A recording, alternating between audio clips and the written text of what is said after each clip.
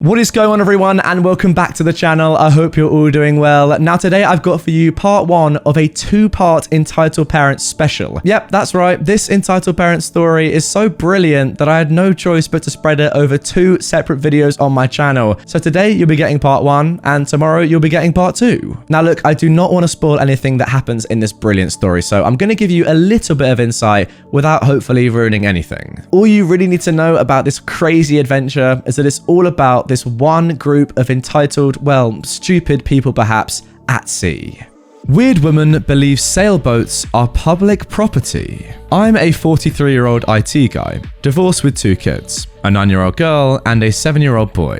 I'm also a member of a yacht club, and I own a smallish 34 Bavaria cruiser from 2008. Next to my kids, she's my pride and joy. Every year, I take 3 weeks vacation along with my kids, and we go cruising for the better part of those 3 weeks. We've got a small dinghy that basically serves as our pickup truck or food haul. Now, because of COVID, we couldn't go anywhere outside our home country, so we said, F it, we'll be tourists in our own country, and we went for a cruise to all the small, cozy harbours that we normally don't see. So, cruise is a go. My son knows about the lines and knows how to dock and whatnot. My daughter is the dinghy skipper during this. She loves that thing. We always have our club pennant flying as well as the Jolly Roger. The Jolly Roger means kids on board, come and play. We leave our home ports and spend a day and night at sea to get the sea legs growing and sharpen up on our boating skills. Retired Navy, I can't help it. On our third day, we arrive at a smallish marina, roughly 200 berths.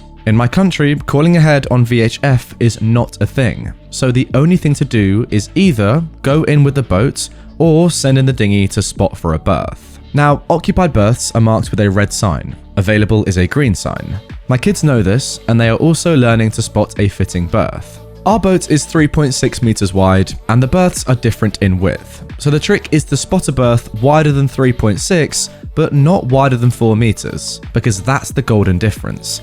Any berth wider than 4 meters costs a ton of money and is meant for bigger boats. Well, Captain Dinghy was volunteering, as always, to scout ahead, while me and the executive officer of my boat, my son, were watching from just outside the inlet. She's equipped with, of course, life jacket, radio, not VHF since that requires a certificate, and a good idea about how wide 3.6 meters really is. Our dinghy happens to be 3.5 meters long, so as long as she can fit the dinghy from end to end between the posts, the boat will fit, including the engine. Now, most people that hang around marinas are used to seeing children in dinghies and wouldn't raise an eyebrow over a 9-year-old girl in a small dinghy wearing a life jacket and looking for empty berths. However, not all people are like that, which we would soon find out. She found one and radioed that back, saying, "I've got one, Daddy. It's the Jeep here, and I'm waiting for you here. Over." I reply with, "Good job. En route now. Daddy out." The owners of the boats on either side are the caring, nice older couples, and especially the portside neighbours are completely stunned by Captain Dinghy and her professionalism. They're small talking when we arrive to the berth and help mooring, for which I pay with a cold beer and a soda for the kids. Happy days all around. On the opposite side of the pier, a couple of boats are also flying the Jolly Roger, so the kids are off after a quick lunch. The berth directly opposite us is also available, but knowing from experience, that will soon change. And how right I was. Later in the afternoon, we saw the arrival of HMS Karen and her sailing circus. They arrived while the nice grandparents next door and I were discussing nice marinas to visit, and as a matter of course, we stood by to help receive lines and help with mooring. To simplify their docking, well, it was a trash show. They had a trimaran, a boat with 3 hulls. The outer 2 can retract when you dock and extend when you sail. They knew nothing about the boat, so it was clearly a rental boat. After 5 or 6 attempts of docking with one side retracted, the other side retracted, then no side retracted, full power plus screaming came all around. The harbour master even came down to join us. So now we stand 8 guys plus 1 harbour master, and we're just looking like, what the F are you guys doing?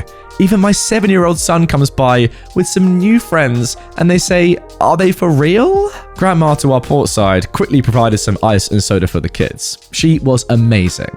We managed to convince them, the wrecking crew, to throw us the forward lines, and we could pull them in after they retracted both pontoons. Now this took the better part of 1.5 hours. When they finally docked, they acted like they invented boating. I know that docking in a foreign port can be quite difficult, but when you need 8 people to help you, well, one might keep a low profile, you'd think.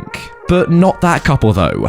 They were totally clueless about how to get shore power, water, and how to register with the harbour master, who, by the way, happened to stand right in front of them when they docked. So, the harbour master is now trying to guide them in how to register, what to do regarding that shore power and water. And boy, did they listen.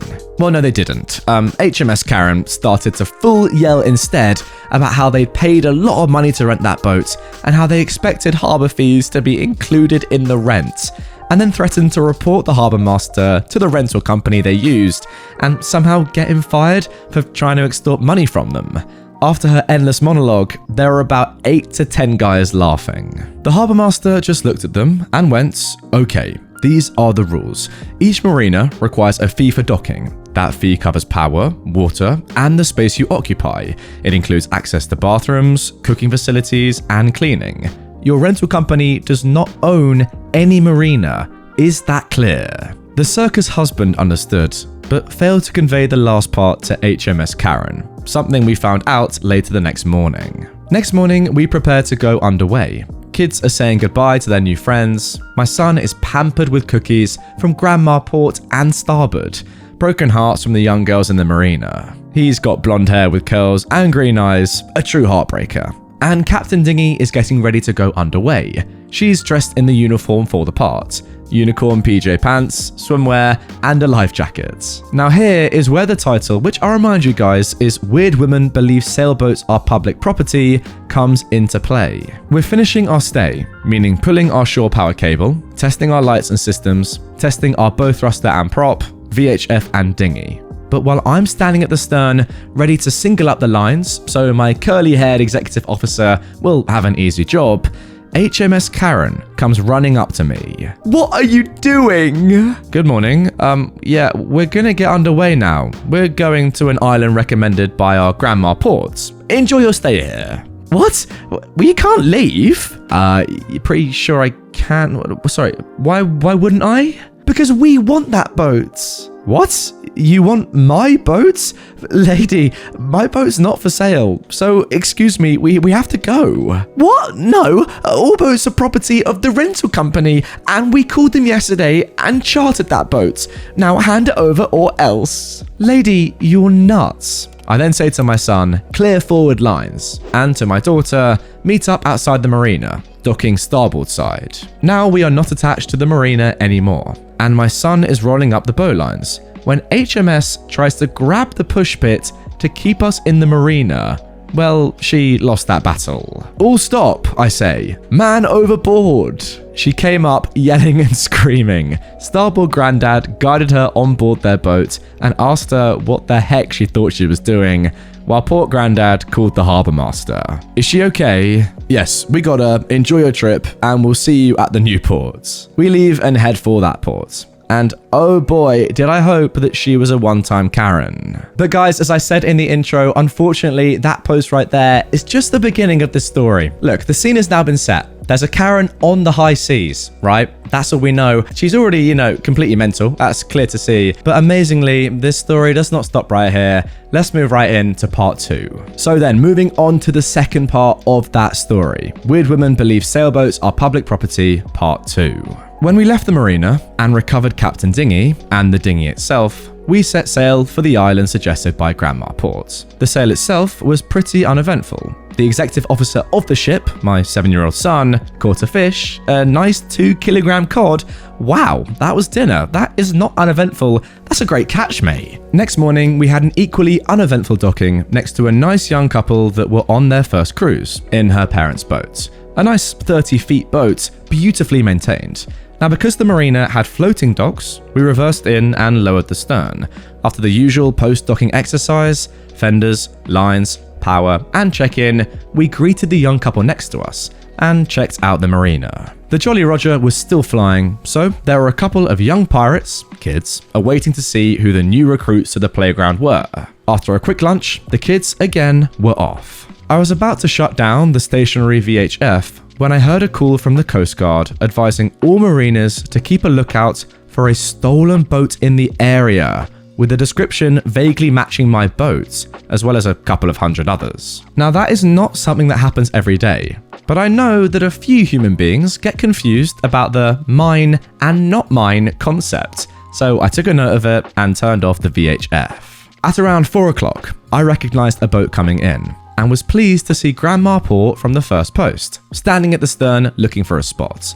I hailed them and saw a spot opposite ours, but with a red tag. A quick call to the local harbour master later. It was owned by a local, but was available for 2 weeks. They just forgot to turn the plate. 15 minutes later, and both of them were sitting in the cockpit of my boat, having a drink with our new friends from next door. I've got to say, guys, boating like this, just, meeting new people, chilling, having a great time, inviting them onto the boat, sending your kids off to other boats, sounds amazing.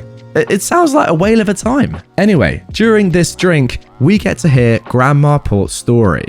So, after we left, and they got HMS Karen onto the dry land, she was raging, the Karen that is, that we had tried to kill her, that we'd stolen our own boat, and that she would throw them into a prison cell and throw away the key. Grandma Port just giggled and told her to calm down, that she did that to herself, and what was she thinking grabbing a boat that was pulling out? Grandpa Port told her to get on their boat, change into something dry, and enjoy herself, instead of making a fool of herself in front of her circus husband and their child. Now, I'd never seen that child, but apparently they had a toddler with them, but not a life jacket or vest in sight. As one does, I checked in on the Book of Faces, and about 5 minutes later, I got a text from a guy I used to work with back in the Navy, asking me if I could supply a cold beer in about 10 minutes when he got off shift. One short trip to the mast and flags, Bravo, Echo, First Up, Romeo was flying, my friend arrived, in uniform, and asked where the heck his beer was at.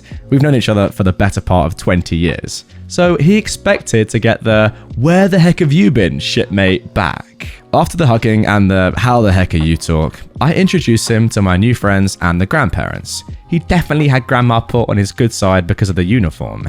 Even Grandpa Port started telling stories from back then in the Navy. I never told them that I did other than IT, so they didn't know much about my naval background, and they were actually quite amused when my friend told them that I was his old petty officer. After the second round of flags, I asked about the call earlier from the Coast Guard. He's the chief petty officer at the nearby coastal watch station, and the way our Coast Guard and Navy works is that the Navy is in charge of the sea, but the Coast Guard enforces inside coastal waters. And oh boy, he got a call from the local police reporting the theft and possible hijacking of a sailboat from the last port that we were at, as reported from an enraged woman with a description of a boat similar to ours, and that the harbour master knew about it. Grandpa Port just about let out half his drink through his nose when he heard that, and started to raise his voice at my friend, in my defence, and told him what actually happened. That HMS Karen was nuts, that she tried to grab my boat after we pulled out of the slip, and that she was a complete waste of air. Thanks, Grandpa. My friend said to me, "That was you? I don't know. Oh my god, that was you. So now what?" No worries, I'll call her off and talk to my captain in the morning. Great. I then noticed a police officer walking towards our boat. Yeah, can you do it now? Now, have any of you ever heard the phrase, "the Navy is a small place"? Well, it turned out that my friend was the officer's instructor at boot camp, as I was his. So the officer said, "Sorry, Chief, are the Navy handling this?" "Oh, hi, mate. Yeah, how are you? Care to explain?" Well, we had a report of a theft of a boat, and the harbour master told us that a boat fitting this description pulled in this morning. Well, let's check this out then, shall we? OP, you have your certificates and proof of insurance and ownership with you, right? Yeah, I do, sure. I hand the officer my binder with certificates. Well, nothing to worry about here, but have you by chance seen the boat in question? Before I can say anything, Grandpa Port interjects. "Officer, if that report came from a wet, loud, and wide woman, I have a story to tell you. Of course, he then explains the story from the previous post. Okay, Chief, are you backing this up? As sure as you wouldn't like another go at the pits at boot camp. Yeah, right, Chief. Sorry to bother you guys, but you know how it is. He left after that, and things turned back to normal. The kids got home, dinner, bedtime, sundowner with the neighbors, who now had a lot to talk about. But guys, as I said, that is going to do it for this one. If you do want to see how this story ends with part 3 and part 4, please do check out tomorrow's episode on my channel. Same place, same time. Don't worry about that. If you're very scared about missing it, well, turn on notifications somewhere. Down there, maybe. Click the subscribe button and turn notifications on so you'll be notified about part 2 of this video tomorrow when it gets released. I have to say though, so far, this story is warming up so nicely. Already so much has happened. This Karen is accusing an owner of a boat of stealing that boat. And clearly, we've seen how inept she is on the water and that her entire family have no idea what they're doing by the fact that, you know, she was chucked in the water. I mean, seriously, did she actually think she could push a moving boat back and not get, you know, pushed the other way? Idiotic behavior. Like, imagine that was a car and you were trying to push a car the other way that it was driving. What would happen then? Same sort of a situation here, Karen, apart from this one's on water. Yeah, but I cannot wait, personally, for you guys to see tomorrow's video. You're gonna love it. You know what, actually, if it's already been a day, past the day, like, if you're not watching this on the day it's uploaded, it will be here. If you are, just wait. It's only gonna be 24 hours till the next video is there. And yeah, you're gonna enjoy it, guys. See you there.